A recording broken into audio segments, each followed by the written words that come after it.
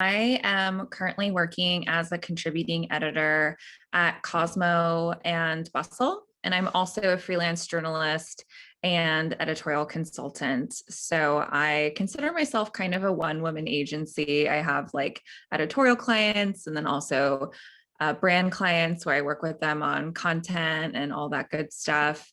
And the bulk of my work is writing, but I definitely do a lot of self-editing before I file a story to my editor or I hand in a deliverable to a client.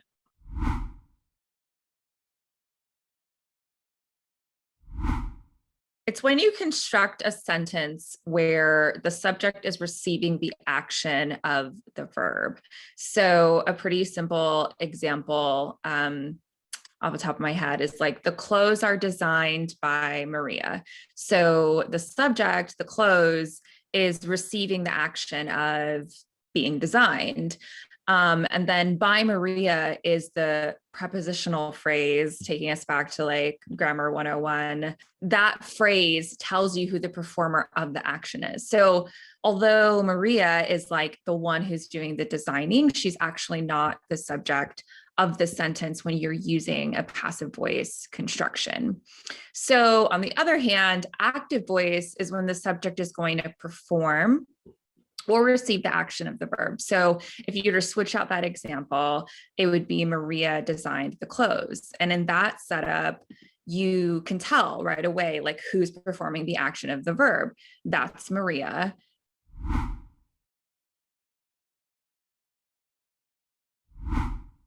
Checking for that prepositional phrase of like by whoever. And, I basically will scan writing to see where by is and make sure that it's not in that prepositional phrase, because that means it's that you probably are dealing with passive voice and you need to rephrase your sentencing.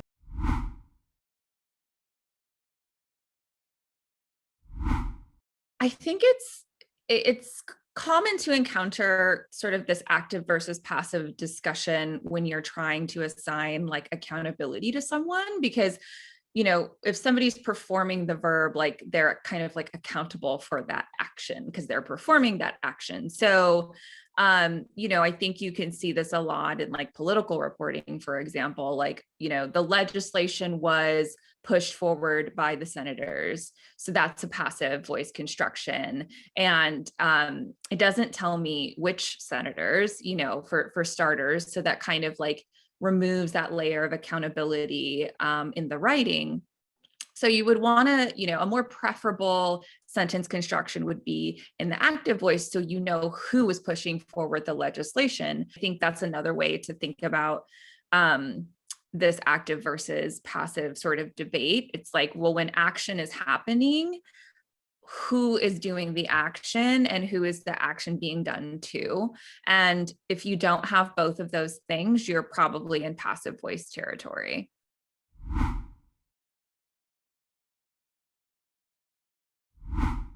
Yeah, I think the number one thing is that passive voice usually, it takes the action out of your writing kind of inherently. Active voice is going to be more action driven.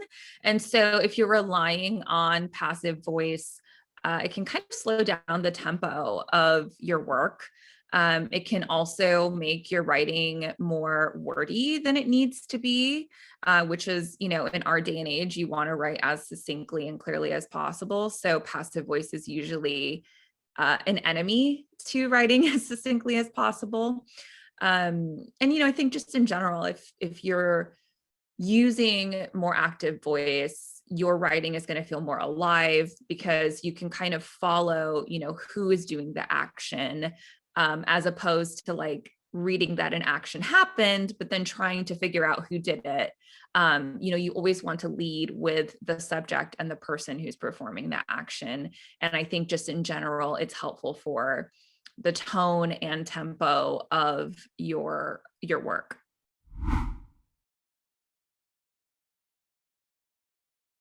Reading your work out loud is the main way that I ensure that my writing is clear and concise. If I'm reading my work out loud and I stumble over a sentence or a particular phrase, then people are probably stumbling over it too, when they're reading it to themselves. In terms of like how creative I get, it really depends on like the type of story that I'm working on, because if it's a profile piece or a longer feature story where I have a longer word count and I can kind of get a little bit more creative with my writing, then I will do so.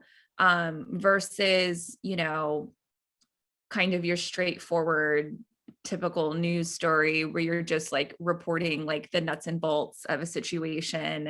It definitely depends on the type of story, the medium, obviously the platform, whether it's for digital, whether it's for print, that kind of thing.